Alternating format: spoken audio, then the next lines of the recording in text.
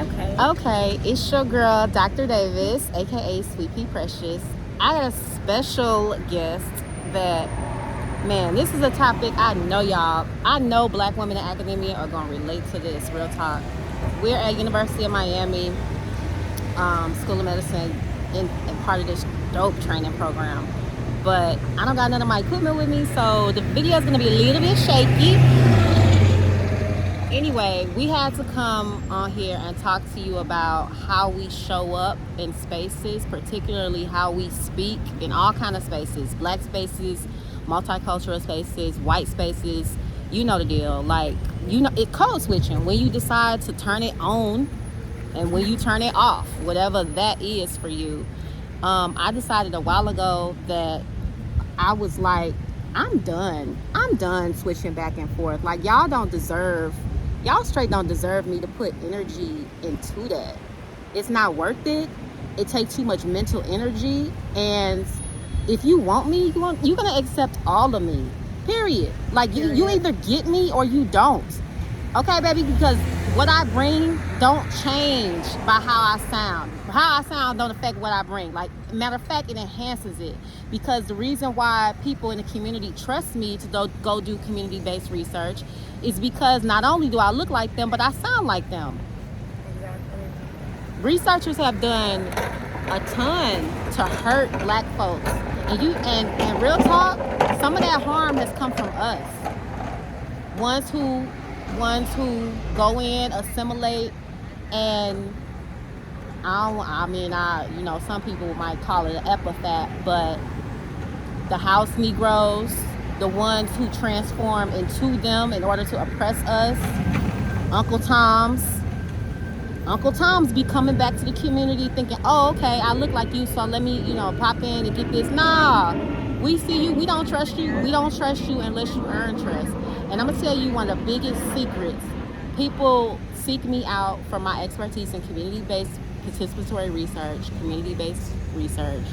And one of the biggest reasons I think that I'm so impactful and able to build relationships quickly, where it takes them years and it takes me a few days, is because I show up as my full self. And I don't switch it on for the community. I'm me everywhere, all day. But because facts, real recognize real. So I get further in developing strong relationships with community because I'm me. So if anything, my use of African American vernacular English is an asset that I bring to the table in addition to my 4 degrees. Period. From top institutions. That's an asset that you wish you had. So when I walk into white spaces and you try to crush me and try to crush that, and you send me hate mail saying you talk too black in meetings, stop talking in faculty meetings about anti-black racism, quit saying yo. First of all, I don't even say yo, like that's not, but that's their interpretation of how I talk. They actually put that in the letter. Stop saying yo, stop saying, stop calling my people brother. First of all, I don't say that. Like, you tried it. Anyway, somebody sent me a hate mail. Somebody from faculty said, stop talking in faculty meetings. You know what they said, actually? They said, you don't talk like you have a PhD. Oh, wow. And that's my thing right there, because on top of adding to everything you just said, I grew up, obviously, in a white space. It wasn't a lot of black and brown people where I grew up. So even though I was raised by, my family, they're very much so black. It's like when I got around certain people that would come over, just like me talking, feeling like I had to sound a certain way. But then it became more of just how I talked. So it's like when I would meet new people, I'm not gonna be straight up just myself, because it's like different things. But it's like I'll just be like, hey, how are you? Yeah. Oh, you sound white. And I'll sit there. I used to take it like offensive, and I didn't really know what to say. But now my response is, why do I have to sound white? Why can't blackness and melanin be associated with education and being articulate and like being intelligent? Why do I have to sound white? That makes no sense, because I know a lot of white people who sound dumb and uneducated. They talk country, they don't know right grammar. So why are you telling me I sound white when I know black people who speak far more intelligent than me? That just sounds so ignorant. And y'all are feeding into the narrative by thinking black women and men can't be educated. We can. And it's like, we're very versatile. Some people talk country, some talk because they've been raised in the suburbs. Some of us have been in the hood our whole life. And so we have a mixture of that. But it's like, at the end of the day, it's valid. Right. So stop casting judgment. And then especially the people who are genuine Uncle Toms and I don't know, I hate to call them that, but they Karens in our clothing. It's like they're the cultural appropriators, the white colonizers, the fashion style and music colonizers. That's what you talking about? Yes. Oh yeah. Who profit off us? And then try to judge us, but we can't wear our own stuff. Yeah, like I can't wear these braids. Less I'm ghetto, right? I'm ghetto when I wear my own, but when you wear it, you hip, and now you profiting off me. You selling, right? You trendy, girl. So when I do it, it's ghetto, right? I think part of the issue too is the deliberate association of African American vernacular English with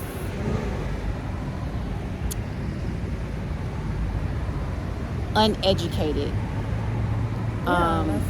and with less than and with less intelligence, and the anti-blackness of that is what's harmful. And some of it, a lot of it, all of it has come from historical oppression and trauma. It's absolutely the ancestors and those before us, and the patriarchs of our family who's still with us. Absolutely, they paved the way, and some of that was trying to figure out how to survive. Like, okay, if we look the part, look like them, if we sound like them, then we'll get ahead. And sometimes that's what you had to do in order to survive. If wear the suit, speak American standardized English, and have that be the association of education. But that's changing. It's changing, and it's not. The sad part is like it's changing slowly, and people are still often in that mindset. Even people with the most education. Those people who told me that I don't sound like I got a PhD, whole white women coming up to me, touching my braids, and my fresh braids at that.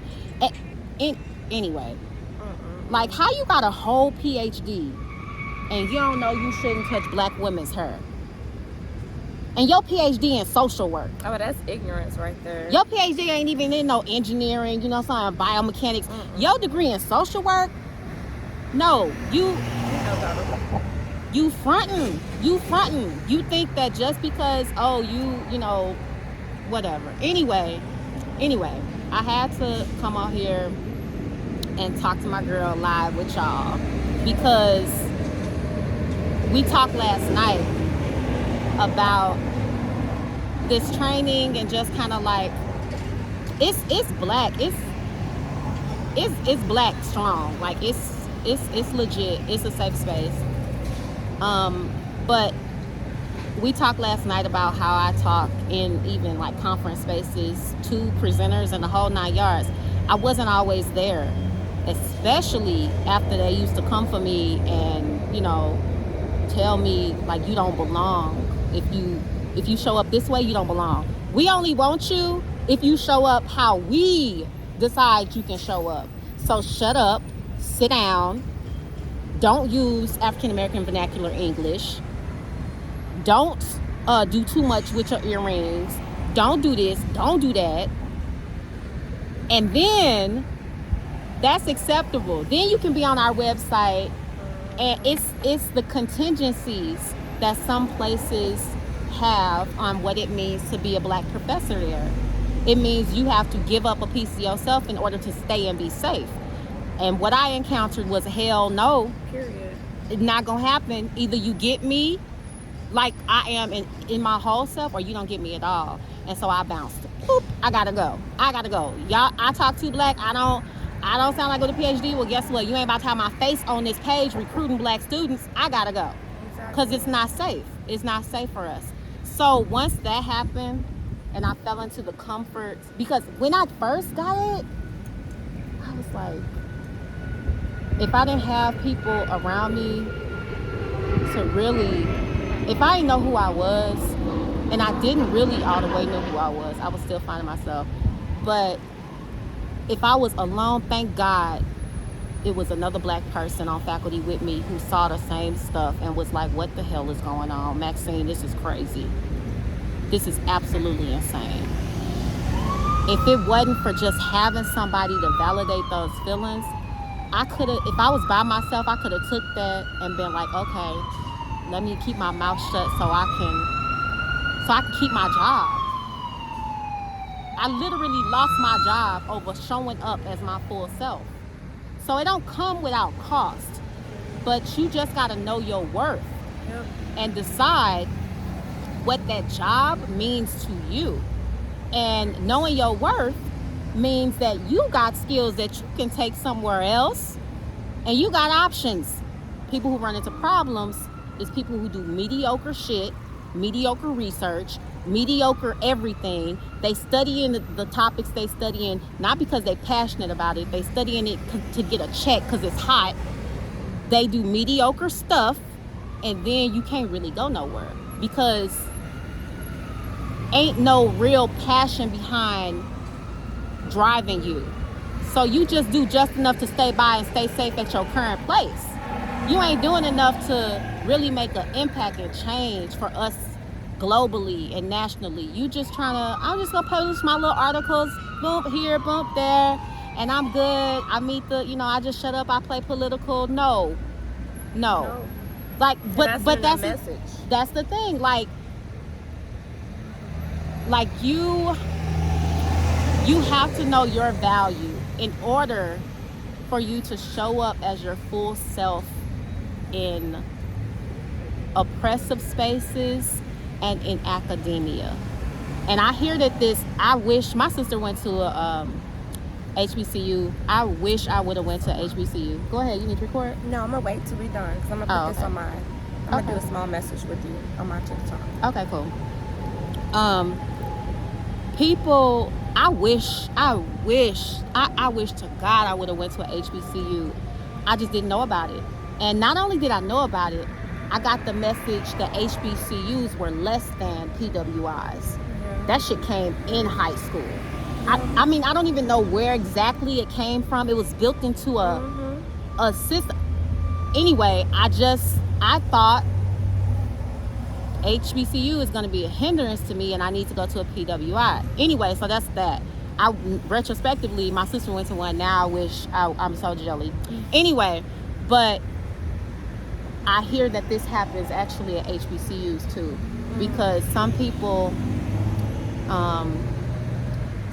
say that HBCUs are really not freedom either, because they're built on the same model of white supremacy as far as education as PWIs are.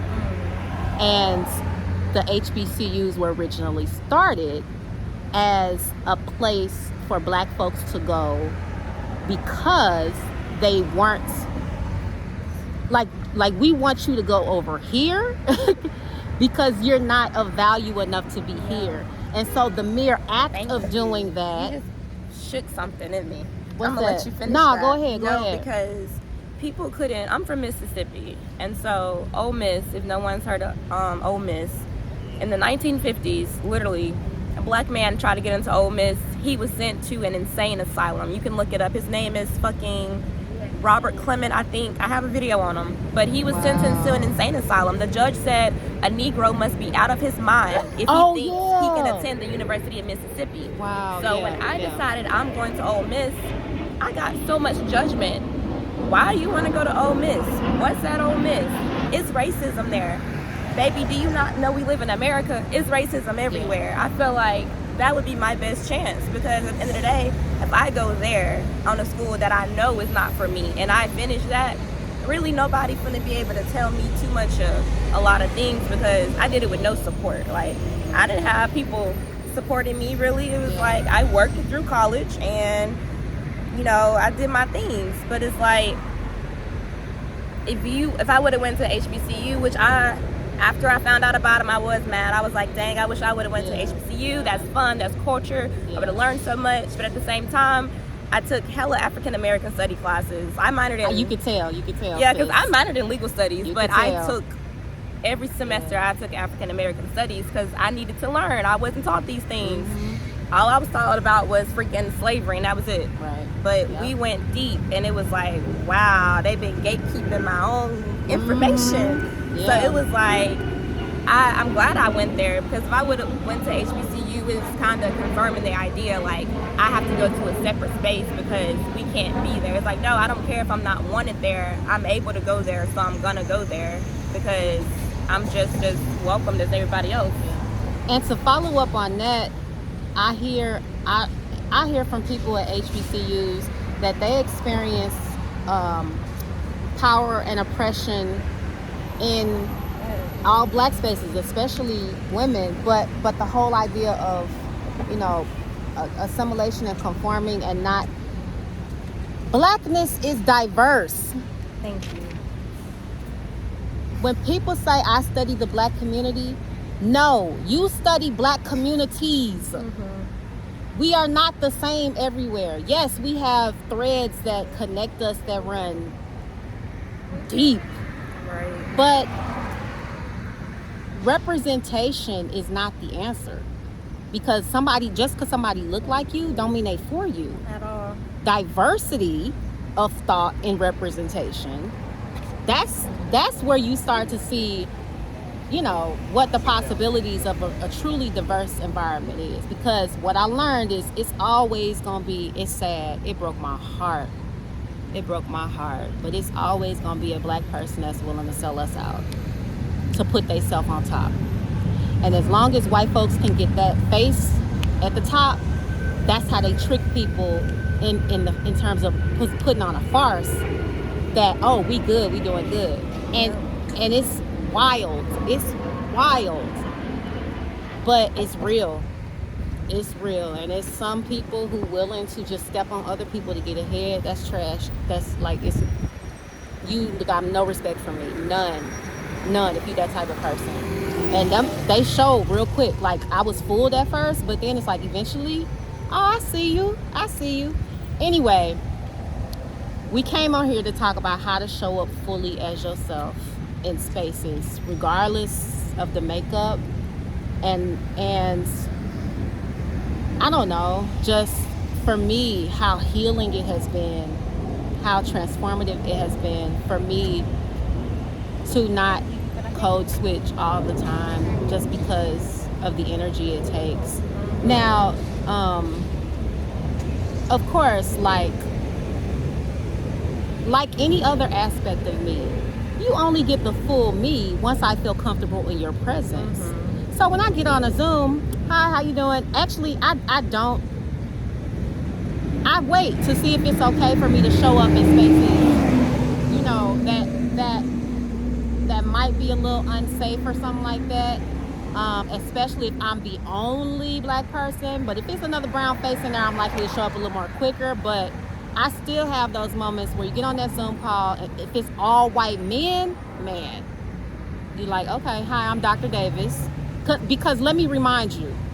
So in those spaces, I tell people everywhere, call me Maxine. But in certain spaces, I'm Dr. Maxine Davis.